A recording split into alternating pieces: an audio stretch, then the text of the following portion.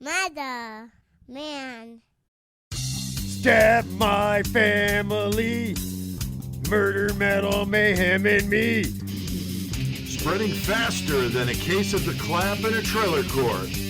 Able to shatter eardrums within a 666-mile radius. A podcast more brutal than all the rest. It's Murder, Metal, Mayhem! Warning, trigger alert. Trigger alert. Warning. Trigger alert. Warning. Trigger alert. Warning. You have been warned officially with that. What the fuck's up, motherfuckers? Hell yeah, it's Tuesday, and that means we're throwing down a brand new Murder Metal Mayhem. We're here in Horns High Studios for the Horns High Podcast Network. Episode 254 going down tonight.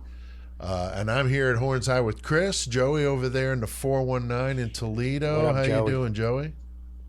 We're doing all right. Had some warm weather today. Yeah, right, it's been nice here in the Midwest. And I see you got a new addition to your lair there. What did you got over there? The Siamese twin of yours that's hanging above your head, but the the Sick Rick Ed Kemper mask. Fucking Super right, man. badass. So Nice. sick. Yeah, I did a contest on the YouTube channel to guess who the fish mask was.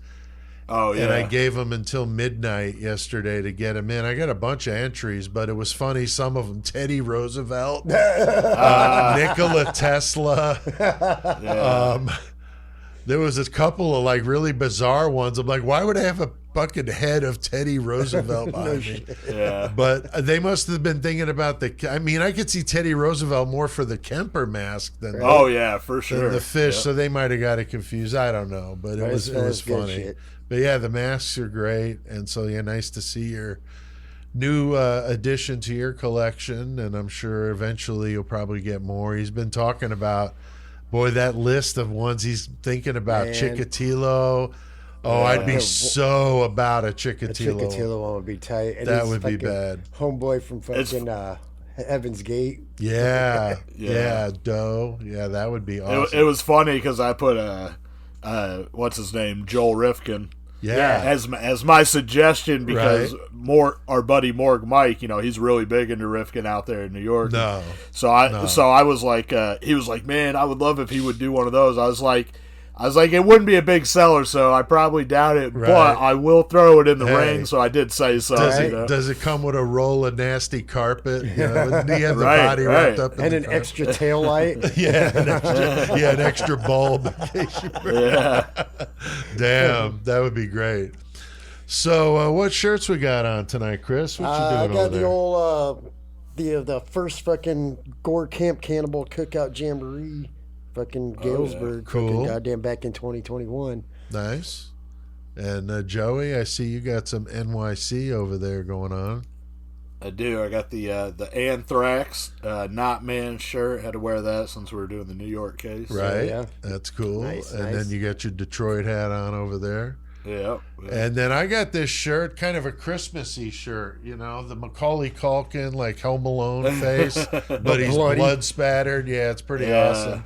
And the people around my little town here, they love the shirts, and this one definitely got some looks today. So there are people like, what the fuck? Nice. I'm not even going Where'd to you- ask. Where'd you find that one at? There was I don't remember the name of the company. This is the same one that I got my Hannibal Lecter, my Pinhead, right. and my Shining, yeah. Jack Nicholson. Yeah. I got them all from this place, but they went out of business because I think they got hit with like copyright. They didn't have permission to use the images. yeah. And I think somebody finally caught up with them. But it was a Yeah. cool because the quality is really good, and I love the fact it takes up like the whole shirt, which is super cool. Got some bootleg shit. And for my big ass, I mean that's an accomplishment, to cover my whole fucking torso.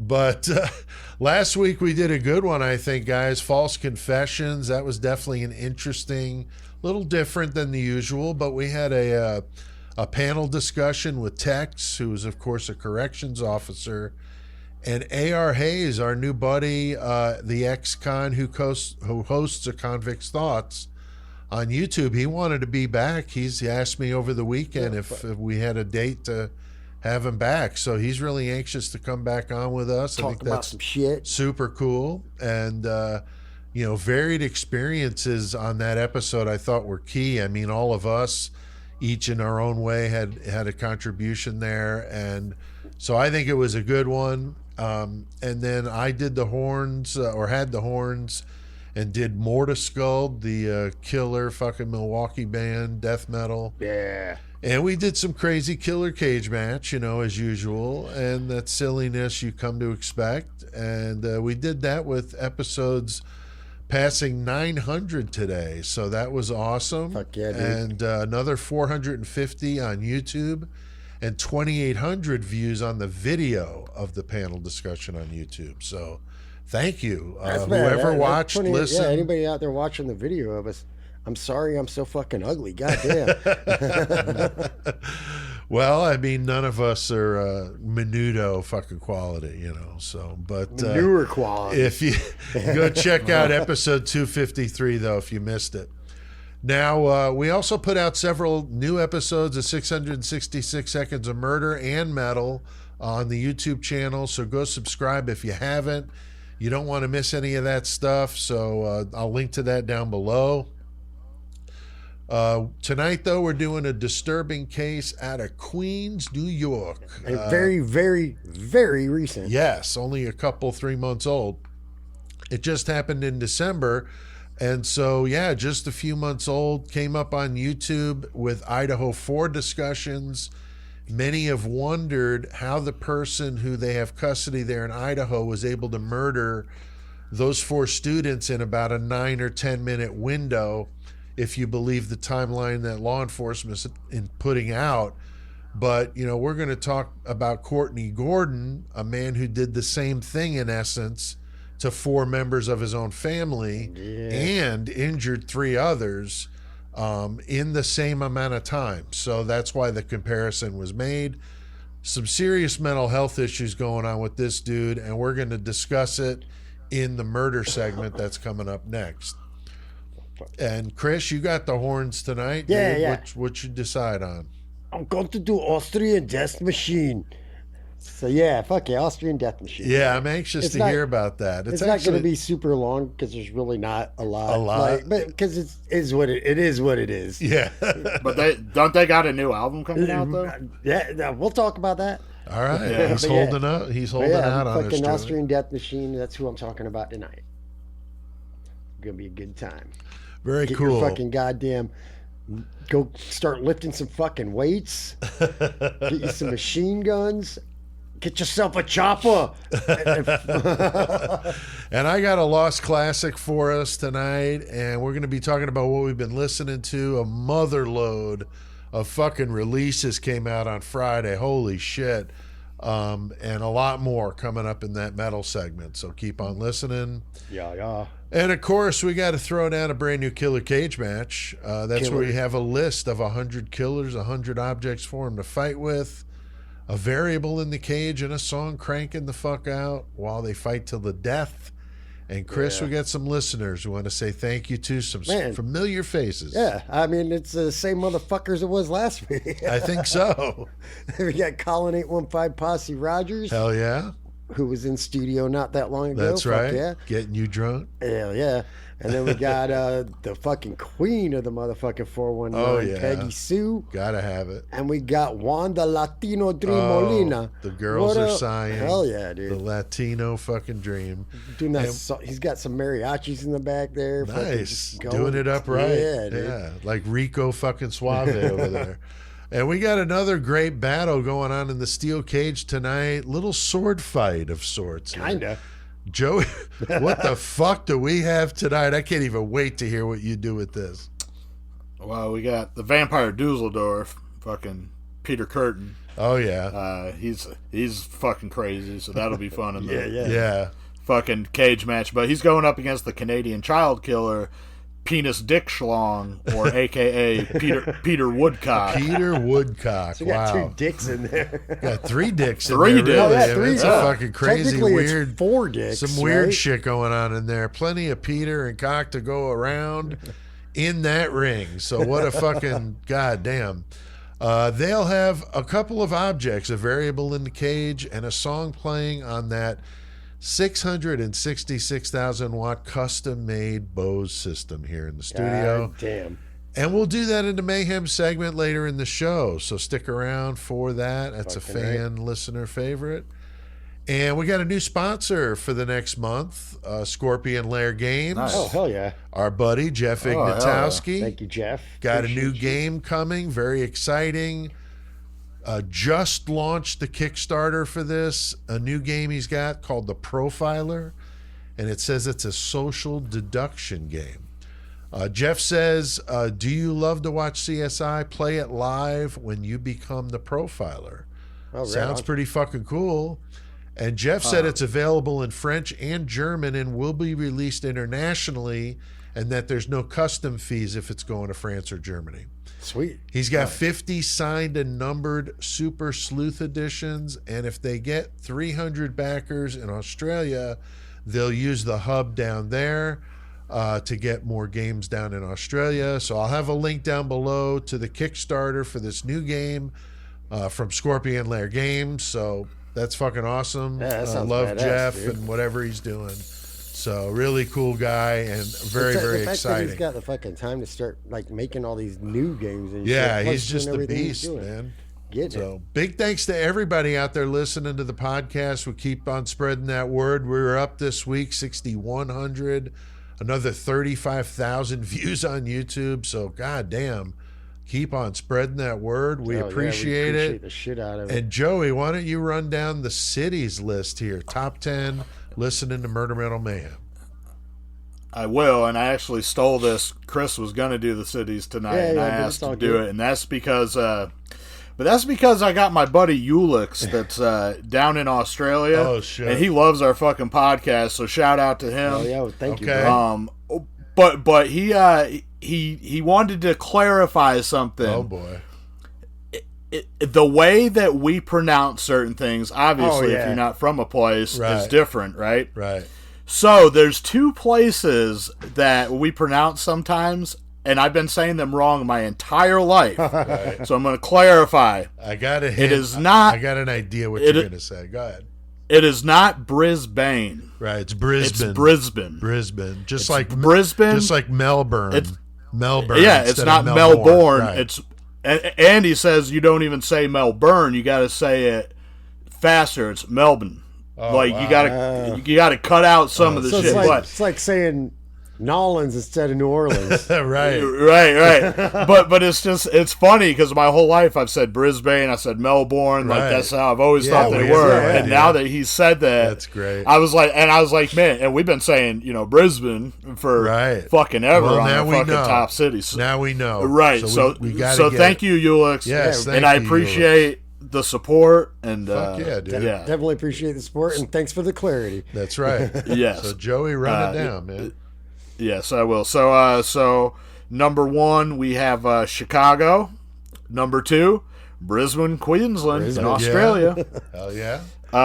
3, Brooklyn, New York. Nice. So they should like tonight's episode. Yeah. 4, Birmingham, Alabama. 5, Fort Worth, Texas. 6, Temple, Texas. Nice. 7, Toledo. Nice. 419. 419. Represent, yeah.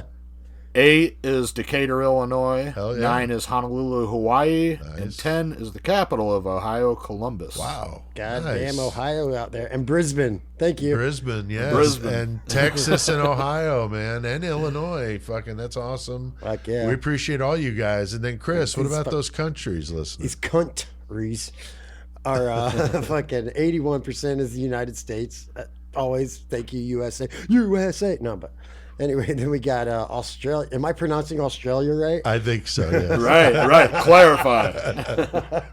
I'm sure yeah. Ulick will let us know. But yeah, we Yes. got Australia with 6%, Canada with 3%, Germany with 2%, and the rest are 1% or less. And then we got the UK, I'm sorry, Denmark, Netherlands, Ireland, India, in Mexico. India. Nice. So what's up, y'all around the world? We appreciate It's you. amazing. Fuck And yeah. The YouTube stats in the last month, we had 149,000 total views, 21,000 watch hours, and we gained 1,300 new subscribers.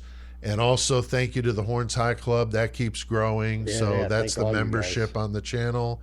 So it's awesome. Wrapped up and ready to roll with the second episode of True Crime Deep Cuts. That comes out the day after this episode drops. Another Idaho 4 episode discussing the frats and that drama over there with them.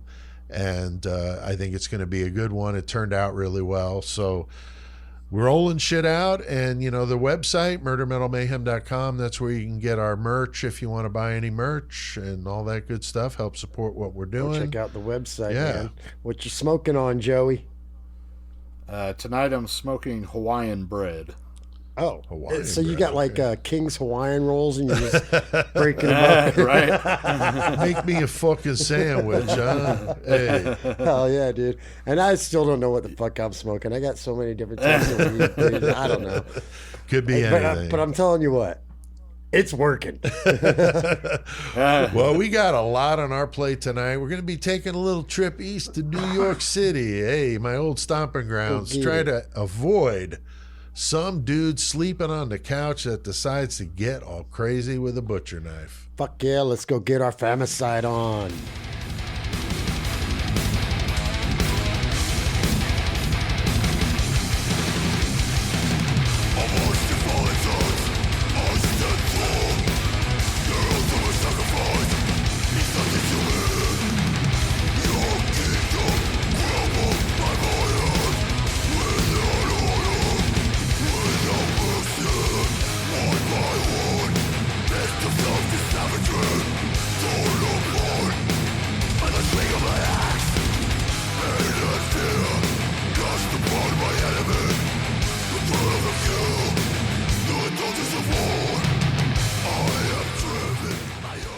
God damn, some new Skeletal Remains. The song Unmerciful, just brutal. That's the first I heard it. That's and yeah, nasty. It's pretty fucking brutal, dude. Pretty wicked. Fragments of the Ageless is the album.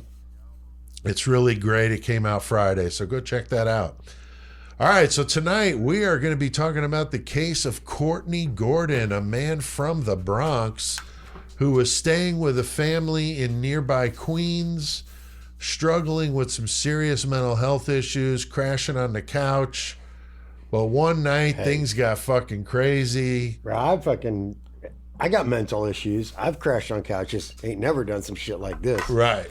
Because he begins stabbing to death 4 of the people in the house, including 2 children. I mean, this dude's fucked. And it's a dark and disturbing story about a man with serious mental health problems. And it's brand fucking new. Yeah, it is, because, it just happened in December. He also attacked 2 NYPD officers who arrived at the scene in very nasty fashion. And it's a sad and violent story, and we're going to dig into those details with you tonight. So, Chris, I mean, we've done cases involving some mental health problems, but damn. Yeah, we've got a lot of mental health, like all throughout the spectrum of fucking murderers and serial killers. It's all over the place. But this guy was in a bad way, but also it was rough trying to find like stuff about this other than like news articles or whatever. Right. So like, I'm not gonna lie, there's not a whole lot I'm gonna be able to get down with this stuff. But yeah, he definitely had his mental issues. Yeah, I mean, and his family knew it. right. And he just didn't get the help or whatever. But yeah. Yeah, we're going to talk about it, but yeah, I mean, this is a story of a guy that really had some serious mental health problems and was offered help like dozens of times and just refused it. But Joey, we hear a lot about mental health and the lack of decent care for people suffering, and this would be a perfect example of that. But he's also an adult and he's refusing it, so what do you do there, you know?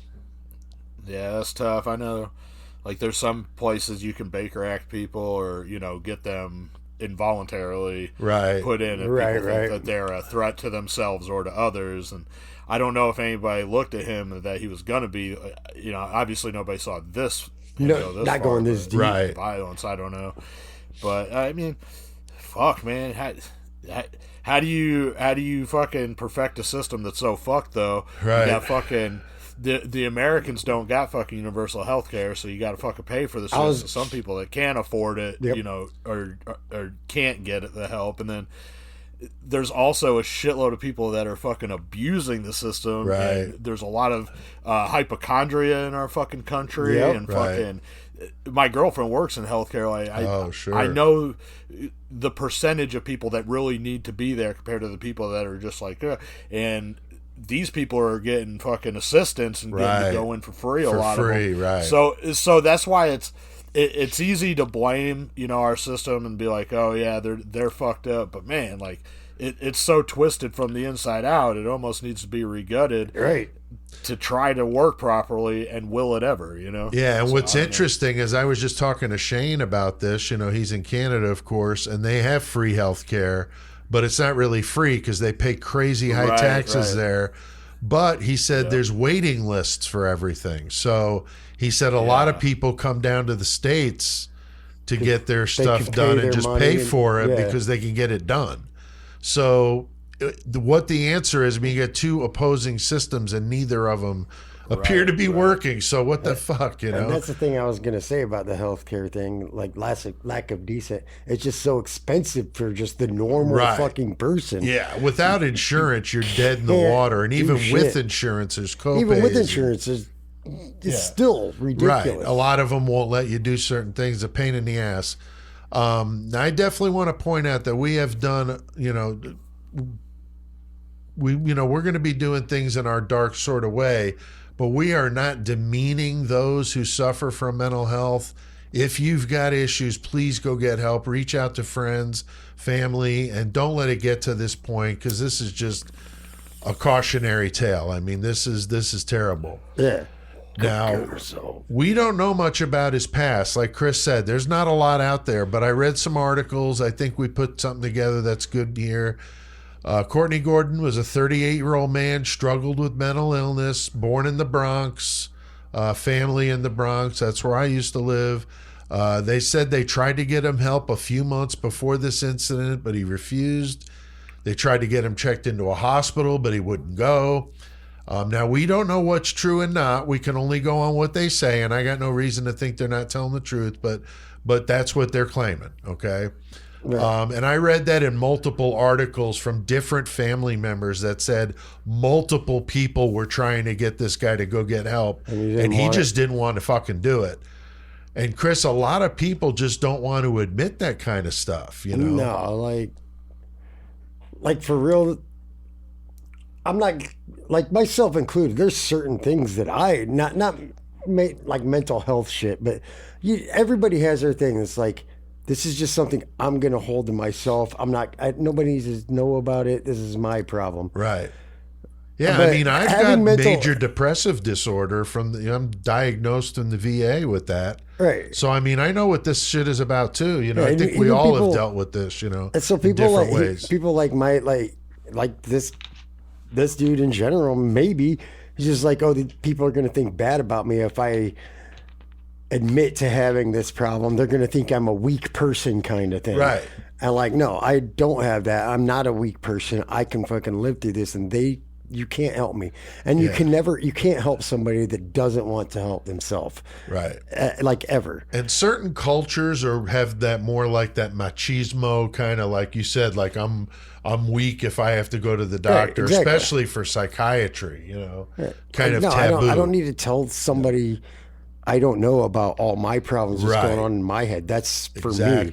Exactly. Tony Soprano struggled with it. Oh, man, we bringing the Sopranos into this? Now, Joey, I think most men would kind of fall in that category, wouldn't you say, about just not wanting to deal with doctors? I don't know. I feel like, yeah, probably. But nowadays, I don't know. I feel like if there was somebody else from a lower generation than ours with us talking about this, right, their outlooks might be a little bit different, because without a doubt, men and boys or whatever have been taught more recently to show their emotions, to be softer. You know what I'm saying? Right. Not to mention, like I said, back to the hypochondria and some, unfortunately, the laziness in America.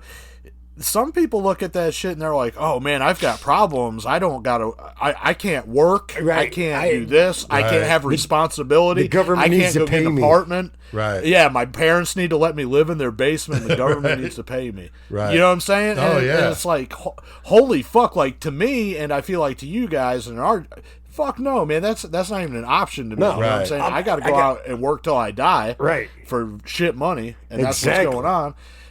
But these people are like, oh no, I don't have to do that because it's a why would I do generation. that? It's going to make me sad. Your Yeah, I mean, words it's a hurt my generational thing because I know my dad, stories he would tell about shit Oh god, a lot I bet he harder wouldn't say than a the fucking shit I word. was You got, dealing you got with. motherfuckers going to HR because they said my haircut looks bad. Right. That's what's up. Yeah, it's a totally different thing. But apparently he had been staying with his aunt in the Bronx, but she had been fearful for her safety. She puts locks on the doors to keep him from leaving the basement where he slept so she can sleep comfortably, I guess, with the rest of her family. But I mean, I'm thinking a lock could be easily broken if she's that afraid. But, she was letting him stay there, and that's what she did. And she even grew tired of it, and it had to be scary as hell when you got to lock up the fucking dude living at your house in the basement. Like who? Damn. Now, really, you're locking a person up in a room. Who is the bad guy here? Maybe. Yeah. I don't know. Yeah, dude. maybe that freaked him out more. Maybe. It's like, oh, my fucking family's just locking me in a fucking room. Have you ever locked Michael up in the basement? I have not. Here's a story though. I mean, he gets out I of have control. locked my daughter in a deep freeze before. That's nice. True story. No, for real, it's true. I didn't lock her in it. Anyway, true story. I did put my daughter in a deep freezer. Like we were just messing around. She said something to me one day. She was probably 8 or 9. I was like, "You say that again to me, I'm gonna put you in the freezer." Oh shit. And she's like, "Put me in the freezer." I was like, What "God are you, damn Anthony it!" Hopkins, Yeah, that so preacher? I literally wife in put the her, freezer? lifted up the lid on the deep freeze. I laid her in there. I shut the lid. And I was like, "All right, now Oh, you got to boy. get out because this ain't cool." Yeah, that's And she's not like, good. That's not good. But that's a true Shawback story. fun. This is Shawback not fun. child abuse. My child loved it. Go fuck you. Now, they said he was getting difficult to be around and was constantly trying to be in control of any situation, and nobody could tell him anything, so he's just not pleasant to be around. And he's suffering from major depression, and like I said, I battled that almost my whole life, so it's not a pleasant thing to deal with. And when the weather's shitty, I kind of feel worse. It's weird. No, everybody gets their depressions and shit. Like, Right. Yeah, as soon as the weather winter starts getting bums warm, dude, people it's out. like, yeah, you feel all a right, lot better. here we go. Sun's Fuck out. yeah, Yeah. dude. Now, the family said he was driving for a rideshare service, but his car broke down. So now he's out of work, and of course that means no money. He's homeless. could you imagine you order a fucking Uber or Lyft and this is your driver and that's when he decides to fucking snap Oh out? boy, yeah, that wouldn't be good. But he's homeless. His aunt has now kicked him out. He's on these psychiatric meds, but because he's got no money, he's not taking them. And so it's this vicious fucking circle. I mean, it's brutal. And it seems in this country we should have better things in place, as Joey pointed out. But if an adult refuses, I mean, I don't really know what you can do. And like Joey mentioned about having somebody committed, I mean, that's certainly Like, no, an this guy extreme. needs- You know what I mean? Yeah. But now, Joey, with all that going on in this dude's life, it's no wonder that he just fucking snaps, man. I mean, yeah, I guess so. That's You a know? lot. Like, That's a lot of shit to be going on at one time, right? It is a lot of shit, but of course the old comparison that we always make is there's thousands of other people that might be in the same struggling, situation. None right. of them did that. Right. You know what I'm saying? Went to that extreme. Good point. So it is a lot though piled up on this dude who obviously seems to have some issues and stuff. Right. It's fucking scary. Yeah. Letting the dude stay with you. I mean, my only. I've talked about this on the podcast, but I'll say it again. My only real comparison, I guess, with that, not me not being in the military, but my buddy Kelly O'Brien, who passed away, but he was a fucking war hero in the Saddam takeover, and Right. that he came back and he was he was really fucked up in the head. Wow. And he ended up dying from a quick acting cancer that came out of nowhere from something. No shit. Anyway, that's a whole different story. But anyway, with Kelly though, what was pretty wild is I would stay with him sometimes at the same place, and he had serious like night terrors and things like that. And there were times that me and him would pass out in the living room, and man, I would be scared that if I were to move or get up or do something, just jump up and kill you, flip out. Right, and it's not because he has any hatred or animosity. No, sure. It's because it's been imprinted in his mind, and there's such a fear in there from things that I can't even fathom. You know what I'm saying? That he's got to protect himself. Right. Yeah, so I do know that would, you know, I'm not saying that I would lock him in a room, you know, because fuck that. But, you know, being cautious around people like that, right? You never think that something like that might happen. Exactly. But it's not, I guess what I'm trying to say is it's not always because somebody has a hatred or a grudge or anything. Sometimes it's just because, like you said, they snap for whatever reason. Yeah, and I don't want to be take so much, right? At the end of that rope when it snaps. Yeah. Yeah. Now, Chris, I read in an article that he was arguing with his aunt about some security cameras she had, and they started arguing because he thought she was watching him, and then the evil music about killing and playing it really loud. Did you see that? Well, yeah, she said that he was playing all this fucking evil music that was talking about killing people, and it was very loud, and he was probably listening to, like, pretty much, you name any band that one of us listen to, you're probably going to hear a song. Yeah, but I doubt it. My mind defaulted to 3-6 Mafia for some reason. I was just getting ready to go to Brother Lynch on, because like he'd be listening to some Brother Lynch, like, oh man, you better pray when I put that 9 up in that pussy, yo. Oh yeah, there's just so many options, but I mean he's from New York City, so I'm thinking, you know, maybe Suffocation. Or maybe some Cannibal Corpse, because we know they're originally from New York, not New York City. But some great New York bands that Courtney could have been jamming down in that basement, scaring the shit out of his aunt upstairs. It was probably Belle Biv DeVoe. And he did have a prior arrest for domestic issues involving strangulation. So I saw that. Pretty ominous.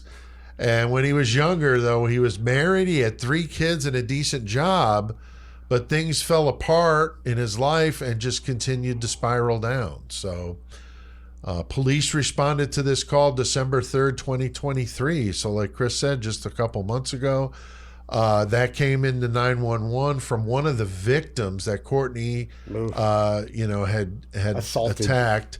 And Courtney lit the couch that he had been sleeping on fire. So, man, I'm glad you fucking keep saying he, because I don't want to go home. My old lady done lit the couch on fire, bro. Well, I'm just thinking, like, they let you sleep on the fucking couch. Like, how disrespectful. I mean, not only do you stab a bunch of people, but you light the couch on fire. I mean, the one you're sleeping on? That's fucked. Wouldn't you want to take that why? with you? Like, dude. I don't get it, you know, but what a chaotic scene. Now you got the fire department coming, you get this 911 call about somebody in here stabbing us, and Joey, the first 2 officers show up at the scene at 5 a.m. What happens there? This is just fucking nuts. Yeah, they show up to the scene. One's a 27-year vet, and then the other 16 years. Right. And, you know, they go walking up, and they're pretty cordial to this guy. They see him walking with a suitcase coming out of the residence. Yeah, he just nonchalant, like, all right, I'm out. Yeah. Yeah, but they're not like, they don't like come up guns drawn or anything crazy like that. They just, you know, engage with him and ask him, you know, whatever. Right. And then fucking, you know, which is also, I saw, you know, a lot better than if they had just kind of ignored him and went past him and let him go right by also, you know. Man. Yeah. Because if it had been maybe somebody that wasn't as wasn't as much of a veteran, right, maybe they would have been looking at different aspects and walked right by, you know, going into the residence. Right. But anyway, so they did stop and engage Courtney. Unfortunately, he was ready to attack right off the bat. Right. Yeah, he just starts stabbing, man. He just starts going nuts. And, he stabs one of them in the neck and the other in the head. So that's just fucked up. And these cops are, down fucking... Don't bring a knife to a gunfight, bro. I guess. But, then one of them shoots him. I don't know which one shot him, but killed him. I couldn't tell who it was. Yeah. But thanks to those quick-acting officers, because, it could have been a lot worse. He could have kept going to the neighbor's house and started killing people. And this could have been a much worse situation. You're talking about a residential area, a lot of people, and it's Queens. It's not, Hayworth, right? Right. Now, Chris, there's an 11-year-old lying outside of the house when the cops get there. This is one of his victims, unfortunately. This 11-year-old girl's laying outside. Yeah. She's pronounced dead at the hospital. Mm-hmm. But the house is on fire because he lit the fucking couch on fire. Right. And shit. So they had to deal with that. So after the damn fire department gets the house put out, they go in and they find 3 other victims. There's a 12-year-old boy, and the articles I read, they didn't even release the names at that point yet. So I don't even know if they have it this. Yeah, moment. I didn't put the names in, but but there's a 12-year-old boy, a 44-year-old woman, and a 34-year-old man.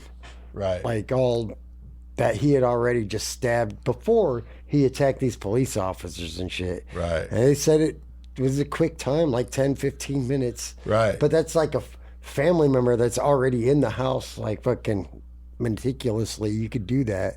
Right. They said it was like, instead of butcher knife, I saw just a steak knife is one of the things I saw. Just like a regular steak knife. That serrated little blade just going in and out. Yeah, fuck that, dude. Gnarly.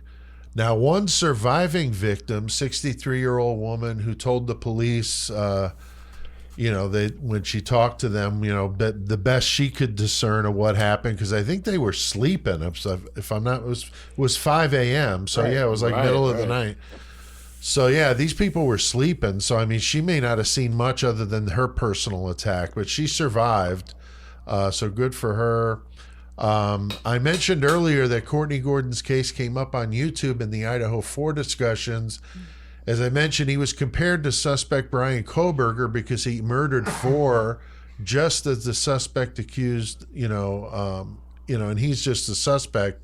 But things aren't exactly apples and apples with these 2 cases. But the real issue that a lot of people in the Idaho 4 discussions is that 10-minute window.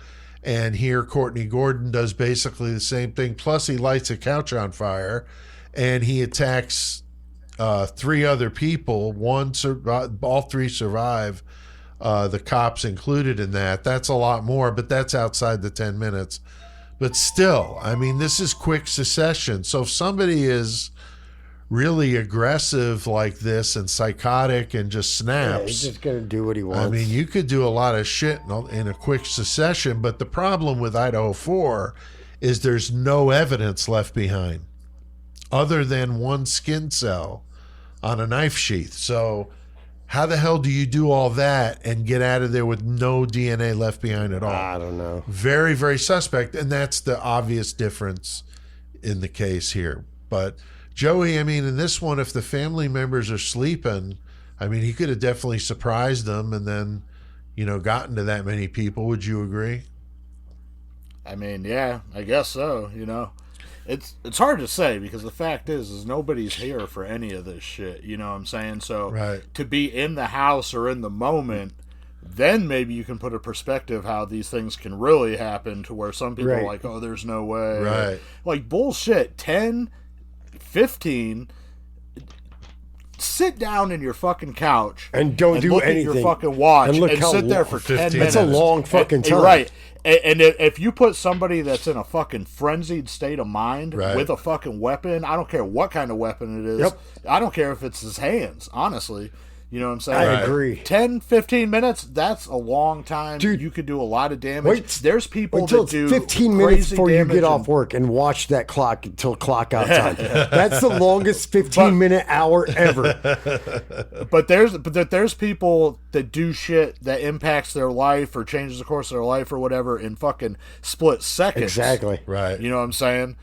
And every day, I mean, there's shit like that happens. So it's like, man, 10, 15 minutes, that a long time. Yeah. And to those people that are in there, or especially if you hear like the people in the Colorado shooting, the Aurora, the movie theater. Yeah. Like if you hear those survivors' tales or Columbine, the amount of time it seemed like they were there with those killers is infinite to them. Right. Even though it may have only been 4 or 5 minutes, sure, of actual activity, but non-stop. A lot can happen. Yes. Right. Yeah. No, I agree, dude. I definitely agree with you there. But interesting comparisons, and the other thing too, Idaho 4, there was one victim had 53 wounds, so that's a lot more of a extensive. But you could throw fucking multiple stabs. I bet you get 2 stabs a second. Yeah. I jerk off a lot. My fist moves fast. Just kidding. Now, Chris, a 16-year-old girl, she was the one that called 911, man. What the fuck happened with her? She fucking got out. She jumped out of from a second-story window. She jumped out of a second-story window like fucking Bob Berdella's victim, or like fucking goddamn Ted Bundy did at the courthouse and shit. Oh, right. Fucking just be jumping out the window. But she got out, but she was able to get fucking help, call 911. It's like, hey, he's killing my fucking family, dude. So it's a good thing she did, because she could have been a victim too and be dead and not got out, and who knows what would have happened if she wasn't able to get out. Nice. And if she didn't get that 911 call, that whole thing we were talking about, walking out the driveway with the bags in hand, probably would have never known, because he'd have just walked out there. The neighbors would have never known. They'd just been like, oh, all right. Right. Fucking Courtney's bouncing. Right. Pack it up. You brought up Bundy jumping out the window. I just thought of a fake commercial that would be great. Instead of bungee jump, Bundy jump, and have a bungee jump. I like it. Thing with Bundy pushing you out the window or something. Yeah. That's fucking hilarious. Let's put a bookmark on that, because I just thought Bundy jump. That's too good. I like it. So but the Bob Berdella thing with the naked dude jumping out of the window. Wow. Now, I read interviews with Courtney's mother, who, of course, said that he was a good little boy. We always hear that. Everybody is. Yeah, and we don't know, but I read multiple articles about the crimes that he was a normal guy with a wife and kids, and things fell apart, and he just couldn't deal with it. And he got progressively more violent and difficult. Fucking psycho. Yeah, I mean, both those police officers were treated at a nearby Queens hospital and released. Both men are recovering. They're going to live. Yeah, I'm not sure, if that changed their employment status, if they thought maybe retirement sounded kind of like a good idea. It's a dangerous job. And I know, we just did that false confessions episode. We hear all these stories about cops doing bad things.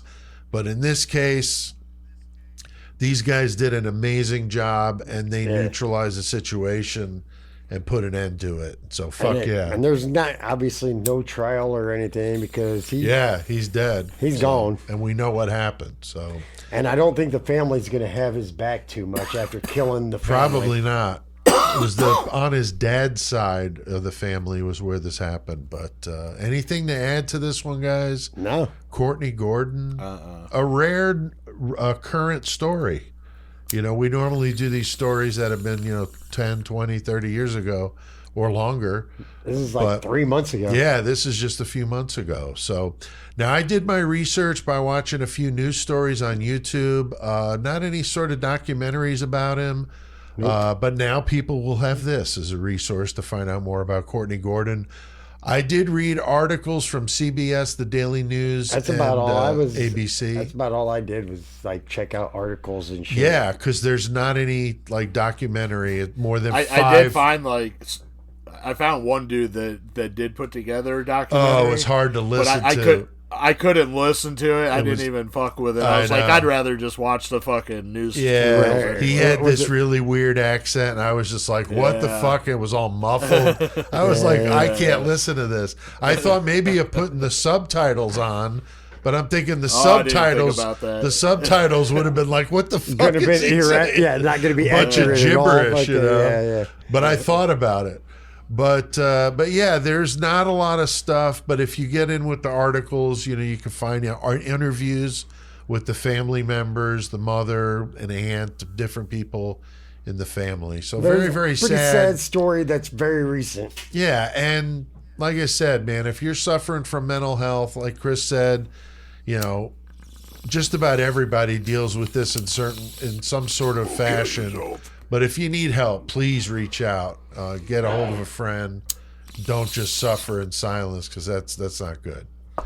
Now, next week, we're going to be doing the case of Leonarda Cianciulli, an Italian serial killer. Serial killeress. Yeah, and Chris, what was she doing with that? She was very, making the most of the... y'all ever seen Fight Club? She making soap. Yeah. Making soap. Yeah, out of people. Oh, goddamn. And it's fucking, but yeah, she knows. Yeah, but her son joined the army there in Italy in World War II, so she was very afraid. So she made this soap as a human sacrifice to keep her son safe. Yeah. So I don't know how it worked out. She made the fucking cupcakes for the neighbors and shit. Yeah, too, right? Yeah. Cannibalized them and making them into tea cakes. Yeah. For the neighborhood. So yeah, little cookies. And we've been talking about doing this one. Like this. Yeah, I'm gonna have she's been on there a bit. But, I'm gonna have to re-catch up, but I know exactly what this is. 1930s Italy. The soap maker of Correggio is what they called her. So you don't want to miss that one. It's going to be wild and going to make me feel very proud of my Italian heritage. Tonight we talked about the Bronx. Like this. We talked about the Bronx tonight, and then the next week about the Italians. And yeah, it's going to be a banner week of me being able to say, hey, yeah, I'm from there. Being a fucking goddamn wop. Joey, how about some page a day for us? I got some. Nice. So this first one, kind of ironic because we were talking about bodies and freezers earlier, and that's what this first one's about for page today. Nice. So November 22nd, 2019 in Tooele, Utah, these police, they perform a welfare check on Jean Suron Mathers, and nobody had heard from her for about 2 weeks, so somebody called in, welfare check. So they find her. She's in her bed, and she had died from natural causes. But whenever they searched her apartment, it turned up something unnatural. There was a freezer chest containing the perfectly preserved body of Suron Mathers' husband, Paul Edward Mathers. Now, investigators estimated that Mathers had been last heard from about 10 to 11 years prior to this, so nobody had heard from him. Right. So, wait. All right. So now Jean Suron Mathers, she was quickly exonerated because the husband had left a notarized note indicating that his wife had not killed him. He had taken his own life using a cocktail of drugs in early March 2009. He was diagnosed with terminal bladder cancer prior to his death. The investigators noted that, in addition to the drugs in his system, but he was also found with a bag over his head and tied around his neck. I mean, that's not an overdose. It was just impossible to determine whether, it was placed on there before or after the drugs took effect. So the reasoning behind storing Mathers' body for so long was unclear. And, of course, this lady is dead by the time they find all this shit out, so they can't even ask her anything. Right. But Suron Mathers, she did collect more than $175,000 in veterans benefits in the decade between his death and her own. Really? So, wow. I don't know. Pretty interesting story right there. So she's like kind of keeping him alive, basically. All right. Now, I got a question. Did we do fucking Martha Beck and Raymond Fernandez? Lonely Hearts Killers? Yeah, we did. Oh, yeah. We did do that episode? Yeah. Anyway, I'm going to bring it back up a little bit because they're talking about it here, but I know that there's, a few different ones, and we've done so many fucking episodes, it's goddamn hard to remember. Right. But so, March 8th, 1951, Martha Beck, Raymond Fernandez, they were executed in New York, which, of course, March 8th was just a few days ago. That's why they had this one, because it was March 8th. Day. Right. But, yep, that's when they were executed. So the couple were the Lonely Hearts Killers. They were conning and killing women that they met through the personal ads in the newspaper, and of course that's how they had met each other in 1946. Yeah, I remember being Lonely Hearts. Fernandez was already conning women he had met through personal ads, and he had already killed one by that point. When he met Beck, he had intended to do the same to her, but instead they fell in love. She became his accomplice. They posed as brother and sister, seduce men. 1949, they had killed 2 women in New York, and they were working on a third in Michigan. The third woman refused to marry Fernandez, though, so Beck got frustrated and jealous and killed her and her young child, buried them in the basement. Jesus. When the investigators came looking for the missing woman, Fernandez, she's fucking narcissistic as fuck. She acts like nothing's happened, and she lets them in. Fucking, they were both arrested when the bodies are found. They thought they were safe from the death penalty because they're in Michigan, but of course New York's like, fuck you, and brings them back over there. And they were fucking given the death penalty. And like I said, killed on March 8th, 1951. So go back and listen. Go find out that episode. It was a good one. I'm sure. Yeah, I don't know. I need to revisit that one. I don't fucking remember, dude. Yeah, I remember it, but vaguely. The details are the ones that fade. Right. So the Lonely Hearts Killers, they said a little bit more on Lonely Hearts Killers in general. Yeah, because there were others. It's almost like their own subgenre of fucking true crime. Right. But, so, they call them either the Lonely Hearts Killers or One-Ad Killers, but, one that we've talked about, of course, Belle Gunnis. Oh, yeah. She's believed to have killed more than 40 people. Right. Her One-Ad that would say, comely widow who owns a large farm desires to make the acquaintance of a gentleman equally bring well all your provided. money in cash and don't tell anybody where you're going. Right. Triflers need not apply. Right. Yeah, that was a good one. Another one was Harry Powers. Now, he wooed widows he met through a matchmaking organization, then killed them for their money. He was executed in 1932. Harvey Carnigan, he was sentenced to death in 1949 for murdering 2 women in Anchorage, Alaska. Then he gets paroled in 1960, goes on to murder more women he met via more one-ads, and he's the subject of Ann Rule's book, The One-Ad Killer. So maybe he's a good one to look into. Yeah, that would be interesting. No shit. Like if Ann Rule fucking... Yeah. Yep. That's so interesting. Harvey Carnigan, and then the last one they talked about Holmes, is... Did Holmes do anything didn't he do some mail? I feel like he did. I don't know about one-ads, but some sort of mail correspondence, I believe, with the lady in Texas. I mean, how else would he have met her, right? I don't know. Right. But, yeah, that's interesting. Like you said, a whole subgenre of serial killers, the ones that killed via the want ads, Of course, now you got the Craigslist killer and the modern age. Which that's the last one they talk about, and that's Philip Markoff. I was going to say, what's the... Yeah, 23-year-old medical student, he fucking met his victims through that website. So, it's probably always going to be something that we could talk about. Yeah. Oh, yeah, that's interesting. That's interesting. 2 more quick ones from Page a Day. I thought this one's pretty cool. Yeah. This is, especially with, Pete being an author, but this is basically like the fucking greatest hits of true crime books through the years. In 1924, you get librarian and author Edmund Pearson, who does Studies in Murder. That's when that's released, and had a notable essay on Lizzie Borden. So that's one of the first. 1924? 24. And then, of course, a huge one, 1966, Truman Capote's In Cold Blood. That comes out. Right. 1974, Vincent Bugliosi with Helter Skelter. That's fucking huge. Right. About the Manson family case. 1980, The Stranger Beside Me by Ann Rule, about Ted Bundy. Right. Amazing. And then 1994, journalist John Bernard with fucking Midnight in the Garden of Good and Evil, about the 1981 Savannah, Georgia murders. So that was a good movie. Nice. Which they also made into a movie. They made a movie. I was just, Yeah. And then the last one that I got for page today, I thought this was pretty cool. This is one of the quotes from a killer, and the killer that they quoted was Richard Kuklinski, the fucking nice man. And nice. What Kuklinski said was, "Assassin? That sounds so exotic. I was just a murderer." Yep. Yeah, he had some good one-liners in those interviews. Yeah. Wow. God damn. Well, that's some good stuff. Page a day, always fun. We have done our fair share of murdering tonight. I think it's time to crank up that metal. So, Joey, what the fuck are we got to do? Let's get our jams on. Okay. Yeah, just because CK has passed on, he's not done educating the masses. CK will forever be the great metal motherfucker. We're here to stomp poser ass and eradicate the planet of their kind.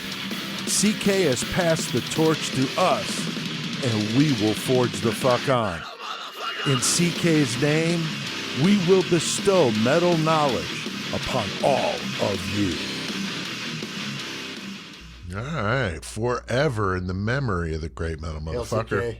That's right. We got CCK over there in the corner keeping those poser guys away, throwing up the horns every time I walk in here. See him over there throwing up the horns. And Chris, speaking of the horns, you've got them tonight. Yes, I do. The goat horns now passed to you, and you've got... I've got the horns again. We found them. We found the horns. They were hidden, but we found them. And you've got them, Chris, and what are you doing tonight? Tonight, I'm going to do... It's going to be a short one, but it's a fun one. But I'm doing Austrian Death Machine from San Diego, California. Nice. So, like, Austrian Death Machine. It's a thrash metal band, like I said, from San Diego, formed in 2008. Motherfuckers, I'm going to say this a lot throughout this. Listen to these motherfuckers, because it's fucking great what they do. But they were founded in 2008 by the vocalist for As I Lay Dying, fucking Tim Lambesis. I don't know if that's how you pronounce it. Oh, yeah, it's that dude? Yeah. Oh, check it out. So, like... Now, this band is like a parody band of like Arnold Schwarzenegger movies. All their song titles have something to base with the Schwarzenegger movie. There's all kinds of innuendos. There's we'll get into the voices and shit, but so Lambus, he fucking writes and records all the music to the songs. He writes the lyrics, like writes the music, and he does most of the main vocals, but there's certain vocal parts he don't do. The parts he don't do are done by Chad Ackerman from a band. I don't remember the name of the band. But anyway, his vocal parts all sound like Arnold Schwarzenegger. Like, so Lambert, he's doing his thing, and then you got Chad out here going, "I am Arnold. What you doing? Go to the chopper." Like talking it or screaming it, or like both. Okay. Like, dude, like both. It's like there's like vocal parts. It's like, "I am Arnold. I will get you. Go." And like two music is fucking. I don't know. It's fucking good ass shit, dude. But also, the only other thing in the music that fucking that Lambesis doesn't do is the guitar solos. Every guitar solo is done from some guitar player from other bands. He's like, "Hey, you want to do a solo on this song?" Yeah. So he gets members from all over the place to do these fucking songs and shit. So like, one of the things I thought was funny though was like fucking, I haven't said fucking that, like, he was the vocalist for As I Lay Dying. He fucking that As I Lay Dying's music was heartfelt and full of passion. That was As I Lay Dying. But he said the fucking Austrian Death Machine is an outlet of pure testosterone and stupidity. And that made me feel like, oh wait, yeah, that's kind of like a thing, dude. Hell yeah. Yeah, we belong. Right, exactly. So now the fucked up thing is fucking Lambus, he got arrested for trying to hire a hitman to murder his wife in 2013. Ouch. Like, so this dude's like going to jail in like 2014. He's out now, isn't he? He's out now. But he got 6. He ended the same year they put out their third album, fucking Triple Brutal. Sorry. He got 6 years and 48 days that were already counted. So he got 48 days off a 6-year sentence. So hell, yeah, he got 2 fucking months, whatever. Fucking, but yeah, he got out and they put out that fucking album Triple Brutal, and then I don't know what he's doing now. I'm not gonna lie, I didn't get that deep into it. Right. But as far as it's funny because I was just gonna say, whenever fucking As I Lay Dying, whenever he got in all that trouble, they were like, "We will never talk to that dude and cut off all association." Then they fucking are working together. It's like, yeah. They're like, "Oh yeah, you want to come back and sing?" I wondered that. No, it's now you're infamous. You're not famous. You're infamous. Yeah. Right. But that's fucked up. So as far as the fucking discography or albums, 2008 was their first one. Fucking Total Brutal came out on Metal Blade. Then Double Brutal came out in 2009, also on Metal Blade. And then 2014, Triple Brutal came out on Artery Records. And then this year, Quad Brutal on Napalm Records. Quad Brutal, yeah. And the songs that I've listened to it on it are fucking good as shit. It's just fucking great ass comedy metal thrash fucking just, and it's just fun to listen to. It's heavy as fuck. I listened to the song you said to put in here, Welcome and I was to like, the party, this is like Richter. thrash. This is like thrash. I was kind of surprised with it calling Austrian Death Machine. I figured it was death metal, you know. So I was kind of laughing, and I know that it's not from Austria, but it was just funny. Look, anybody out there listening to this, if you have not listened to Austrian Death Machine, just check it out. It's good thrash metal, fucking parody shit about fucking goddamn Arnold Schwarzenegger's movies. And then it's done by a dude that tried to have his wife killed too. Come on. Right, yeah. A lot of drama going on there, so that's funny. And I'm not going to go through the lineup because, like, so much, dude. Right. Interesting. All right. Well, I got the Lost Classic for us tonight, and we just did the dissecting the classic of this last week on the YouTube channel. Slayer, Rain and Blood, 1986. Iconic, man. I remember it coming out. I remember I was blown the fuck away. Love that album. It's fast. It's furious. It's just brutal as hell. And I love the song Angel of Death. I mean, I love the whole album, but that first song, Angel of Death, is just so wicked. So really, really dig it. So that's my Lost Classic. Go listen to some Slayer. Fucking right. Joey, you got the horns next. So any idea what you might be doing next week? Yeah, I'm going back to doing an individual, and that's because of my Lost Classic last week. Yeah. I'm going to go ahead and do Dan Lilker. Nice. Because he's been involved in so many fucking badass things that I think it would be a pretty good metal section. That's a great idea. Dan Lilker, most notably from Nuclear Assault, but also Anthrax. Lots of others. Yeah, for sure. Yeah. Very cool. What have we been listening to, Chris? Anything you want to mention other than Austrian Death Machine? Honestly, the fact that you mentioned Slayer and doing it on the deep cut or whatever, fucking fucking Divine Intervention. I have been jamming the shit out of that for the past like week or so, dude. It's like, I don't know, there's something about the fucking intro to that album, that fucking right. I don't know. That's that cool. Fucking go listen to that. That's my my Lost Classic this week. Hard to go wrong with Slayer. Joey, what about you, man? What have you been jamming? I was having that conversation with my buddy the other day because I was talking about how back in the day I hated fucking Diablos and Musica, and now I fucking love it. It's so good. I know, it is good. But we both agreed that maybe the only one that neither one of us might ever be able to get into is Repentless, because that album is just rough to me. I don't know. I like some of the stuff on there. I don't know if I've ever heard the whole thing, but I like a few of the songs. Fucking Gary fucking Holt, man. I'm a weirdo. Wicked. I could never get into the what's it fucking called? The one with all the punk covers. Yeah, I don't like that either. Yeah. Undisputed. Yeah, I didn't like that one either. Dude. No, not me either. But that was just a cover album. Right. Yeah, but anyway, like so speaking of New York, I've been jamming. I was listening to some Suffocation, listening to the fucking Breeding the Spawn album. Nice. Love that shit. Yeah. I also fucking listening to Effigy of the Forgotten. So basically the first couple albums. Been listening to some fucking Impetigo, the fucking Bloomington. Disorganized. Fuck yeah. Fucking, yep.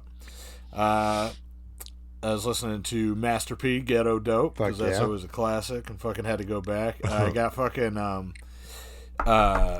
what the fuck? Oh, Dripping, because fucking, I wish I could go. Fucking New Jersey Death Fest is this weekend. It's going to be awesome, but the band Dripping from New Jersey is doing their comeback show after fucking forever. Fucking psychedelic, trip grind brutality. I don't know. Nice. It's got a lot of different elements.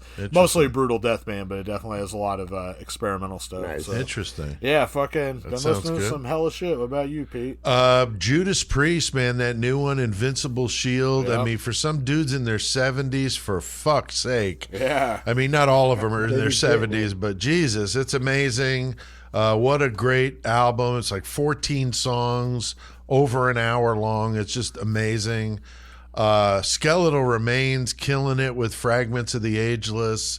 I've heard that through twice now, and it's fucking savage, man. It's really good. The guitar soloing is really over the top, and I love Chris's vocals coming down just a little bit. And the tone. A little more growl than before. Yeah. I like that. Jam that tomorrow. I really like what he's doing there, and maybe that tour with Morbid Angel kind of got to him, because like you said, Joey, that's like some Morbid Angel worship there. Oh, yeah.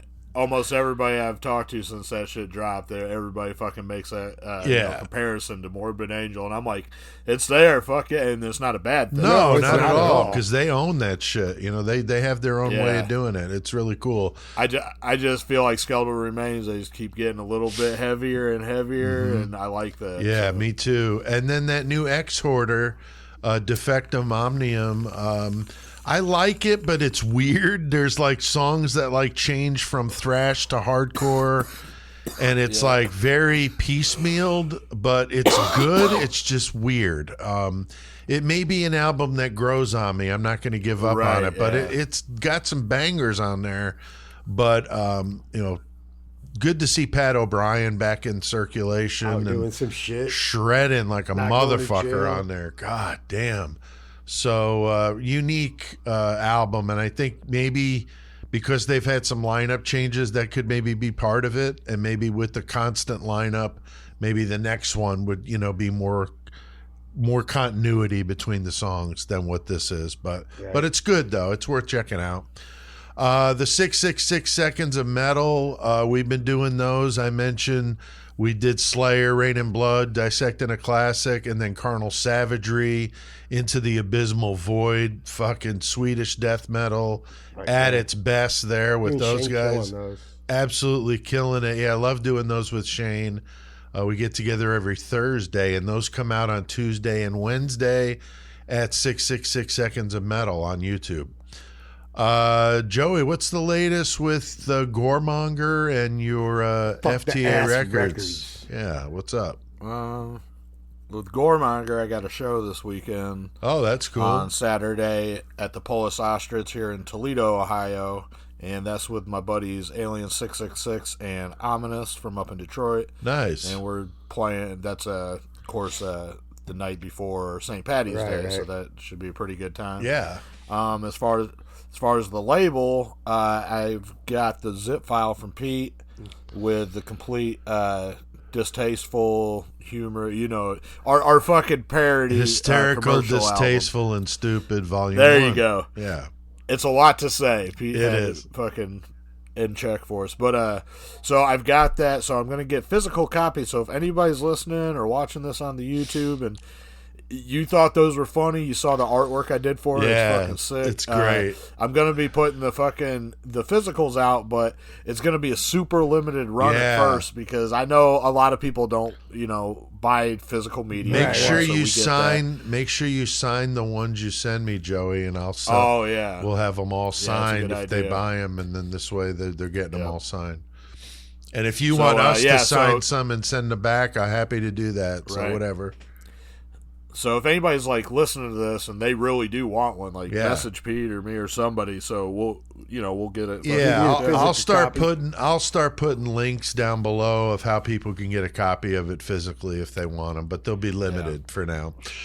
Very cool. Well, we got that 666 Club. That's our Patreon here for the podcast. You can get to hear the episodes early. Make these CDs. You get to hear, the new interviews that I do. I post them very quickly. So it's a good deal. $3 a month, and I'll link to that in the episode description as well. All right, guys. Well, we have done plenty of metal tonight. So, Chris, what the fuck do we need to do? I think we're going to go to Mayhem. Want to figure out what the fuck a beer throne is. I'm holding your bloody stuff as you fall to the ground. See you at the party, Richter. Oh, yeah.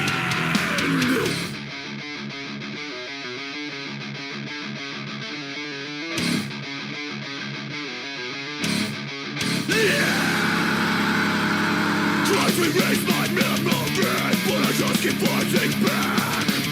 Still to trust you and me, right before open water.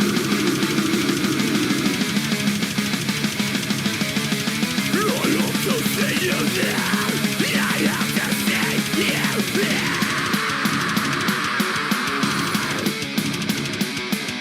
See you at the party, Richter.